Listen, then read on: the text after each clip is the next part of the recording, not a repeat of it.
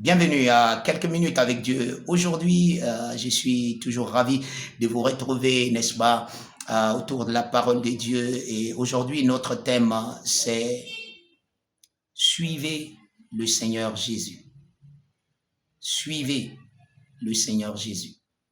Vous savez, dans le livre de Matthieu, le chapitre 28, Jésus s'entretenait avec ses disciples et il leur disait des choses très importantes.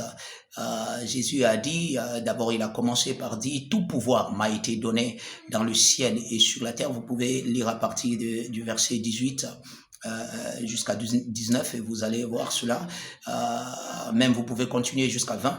Il a dit, tout pouvoir m'a été donné dans les cieux et sur la terre. Tout pouvoir. Il n'a pas dit le reste. Il n'a pas dit un certain nombre de pouvoirs. Il a dit tout pouvoir m'a été donné dans les cieux et sur la terre. Il dit maintenant, allez, faites de toutes les nations quoi? Des disciples, des suiveurs, mes disciples. Jésus a dit, faites d'eux des disciples. Enseignez-leur à observer tout ce que je vous ai prescrit. Le disciple, c'est celui qui observe. C'est celui qui suit. Vous suivez ce que le maître a dit, ce qu'il a écrit. Vous suivez un maître. Notre maître, c'est le Seigneur Jésus. Vous ne pouvez pas suivre un maître quand vous vous sentez de le suivre, vous vous sentez à l'aise de le suivre. Non. Quand vous dites maître, vous êtes en train de dire Seigneur.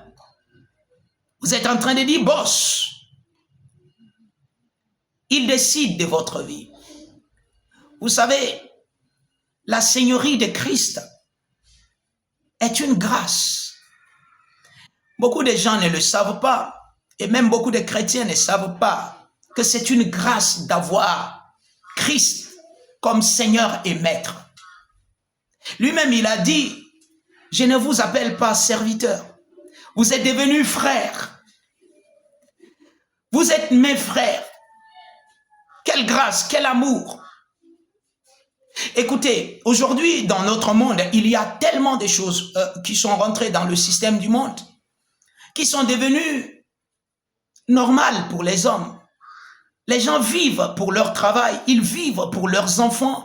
Les gens vivent littéralement pour beaucoup d'autres choses. Ils vivent pour des projets, ils vivent pour tellement de choses.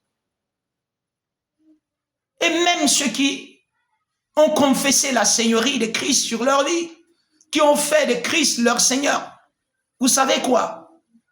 Votre job numéro 1, c'est d'annoncer l'évangile de Christ.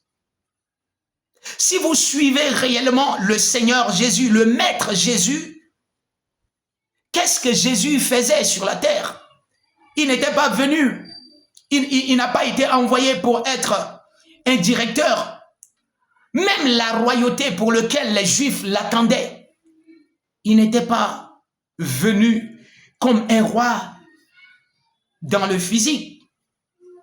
Il y avait tellement de choses qu'il devrait faire qui étaient plus importantes que de venir juste rester comme un roi.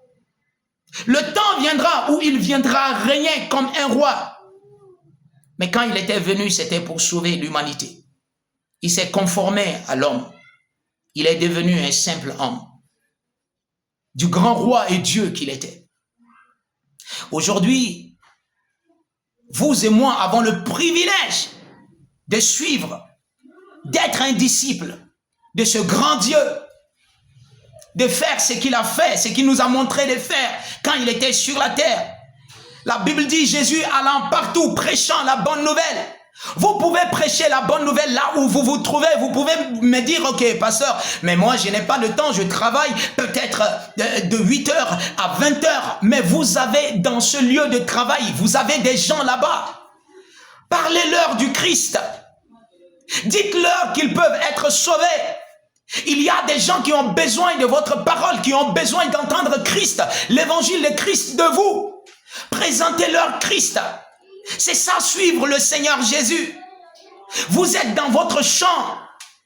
votre lieu de travail, votre lieu d'affaires, votre lieu d'études. C'est là que vous devez commencer par œuvrer pour le Seigneur. Vous suivez, vous êtes disciples. Suivez le Seigneur Jésus. Gagnez des âmes dans ces lieux. Parlez de Christ à ces lieux. Brillez comme une lumière. Que votre lumière brille intensément dans ces lieux. Afin que les gens sachent que le Seigneur Jésus-Christ est dans ces lieux. Vous êtes la présence de Christ là-bas. Vous êtes le disciple de Christ là-bas. Vous êtes le témoin de Christ là-bas. Suivez le Seigneur Jésus-Christ. Faites de son travail la priorité dans votre vie. Il prendra soin de votre travail. Tout l'effort, l'énergie que vous dépensez, à chaque fois vous êtes tellement peut-être fatigué à cause de ce travail, il prendra ça. Vous n'allez pas sentir cela. Oui, si vous prenez son travail comme la priorité, il prendra aussi votre travail, vos affaires, votre famille comme la priorité. Alléluia.